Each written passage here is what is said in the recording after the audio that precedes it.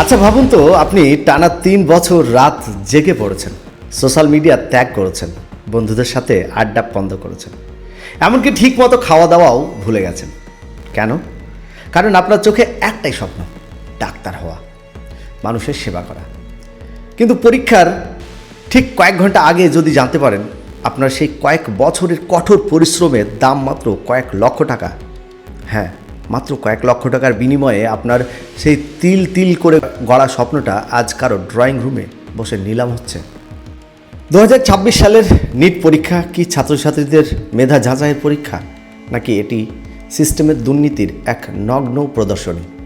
আজ সব তথ্য নিয়ে আপনাদের সামনে এসেছি আমি মোহাম্মদ আজহারউদ্দিন। আপনারা দেখছেন আজহার টক্স ইউটিউব চ্যানেল।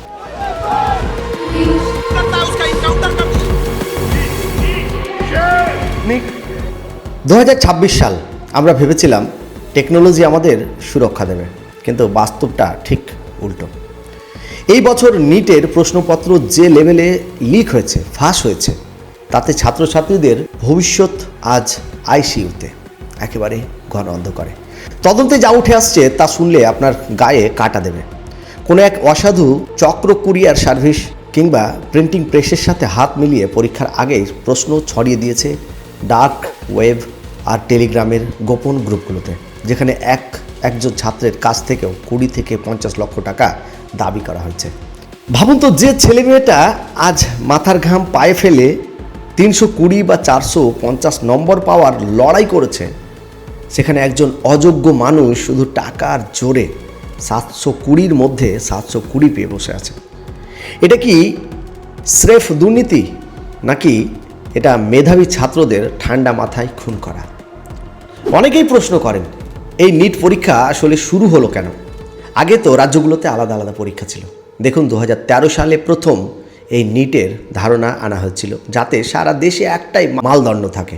লক্ষ্য ছিল স্বচ্ছতা আনা এবং মেডিকেল সিট বিক্রির সেই পুরনো ডোনেশন প্রথা বন্ধ করা। কিন্তু 2026 সাল থেকে যখন এটি বাধ্যতামূলক করা হলো, তখন থেকেই কি আমরা একটার পর একটা কেলেঙ্কারি দেখছি না? কখনো ওয়েমার সিট জালিয়াতি, কখনো প্রক্সি ক্যান্ডিডেট, আর এখন এই গণ প্রশ্নপত্র ফাঁস।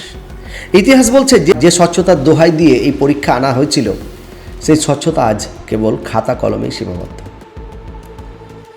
বছরের পর বছর এই চিত্রটা বদলাচ্ছে না।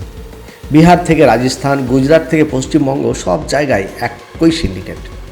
তারা জানে ভারতের মধ্যবিত্ত বাবা মায়েরা তাদের সন্তানের ডাক্তার হওয়ার স্বপ্নের জন্য শেষ সম্বলটুকুও বাজি রাখতে রাজি, আর এই আবেগকে পুঁজি করেই চলছে হাজার হাজার কোটি টাকার ব্যবসা। এর ফলাফল কি জানেন? প্রথমত, একজন যোগ্য ছাত্র আজ ডিপ্রেশনে চলে যাচ্ছে। দ্বিতীয়ত, সবচেয়ে ভয়ঙ্কর, টাকা দিয়ে প্রশ্ন কিনে যারা আজ ডাক্তার হবে, ভবিষ্যতে যখন আপনি বা আপনার পরিবারের কেউ তাদের কাছে চিকিৎসার জন্য যাবেন, আপনি কি নিশ্চিত যে আপনার জীবন নিরাপদ? অযোগ্য ডাক্তার মানেই তো মৃত্যুর সাথে আপোষ করা। আর কতদিন, কত হাজার ছাত্রের কান্না শুনলে এই সিস্টেমে ঘুম ভাঙবে? 2026-এর এই ঘটনা শুধু একটা প্রশ্ন ফাঁস নয়, এটা একটা দেশের মেরুদণ্ড ভেঙে দেওয়ার চেষ্টা। আমি আজ এই ভিডিওর মাধ্যমে প্রতিটি শিক্ষার্থীর হয়ে, প্রতিটি অভিভাবকের হয়ে একটা প্রশ্ন তুলছি। আমাদের ভবিষ্যৎ কি এতটাই সস্তা? যদি আপনারা মনে করেন এই অন্যায়ের বিরুদ্ধে কথা বলা উচিত, তবে এই ভিডিওটি শেয়ার করুন। মানুষের কাছে সত্যটা পৌঁছানোর দরকার। মনে রাখবেন, আজ আপনি যদি চুপ থাকেন, কাল আপনার বা আপনার ছোট ভাই বা বোন বা আপনার ছেলে বা মেয়ের স্বপ্নটাও এভাবে নিলাম হয়ে যাবে। আপনারা কি ভাবছেন? এই সিস্টেম কি আদৌ বদলানো সম্ভব? কমেন্টসে জানাবেন। দেখা হবে পরের ভিডিওতে। জয় হিন্দ, জয় ভারত।